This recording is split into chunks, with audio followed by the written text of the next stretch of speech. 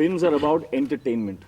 And I think there is nothing more entertaining than platforming and impossibility. अब जो आप देख रहे हैं कि जो ये बच्चा है और ये है मतलब बाप type, he's Goliath in the film. So I just think it's more entertaining to see how the kid, how it's, you know, it seems impossible, but how is this kid going to beat the Goliath? Is it possible?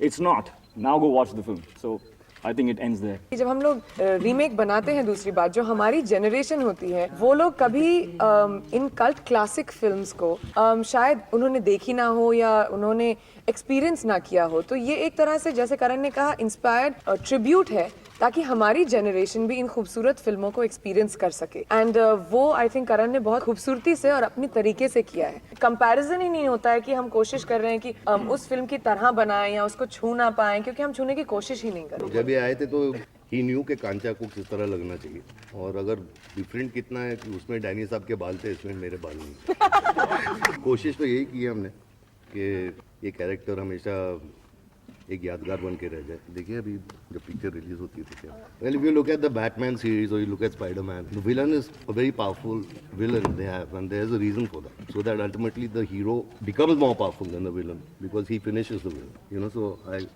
I take it that way, and I think that is the way I think he try to portray.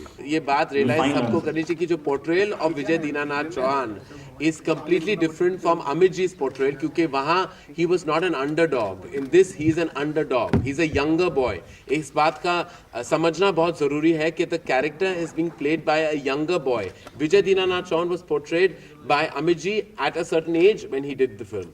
Here a much younger boy is doing it, and therefore the portrayal is that of an underdog. So when an underdog uplifts and rises against this impactful, large, big, scary villain, that's when you feel the triumph of the hero spirit. When we had to make Agnipath, we had to deconstruct it to make him the underdog, so when he emerges, you feel the high. You know, so that's exactly what it is. It's the emergence of the underdog. Agnipath की जो story है वो बिल्कुल same है कि revenge film है।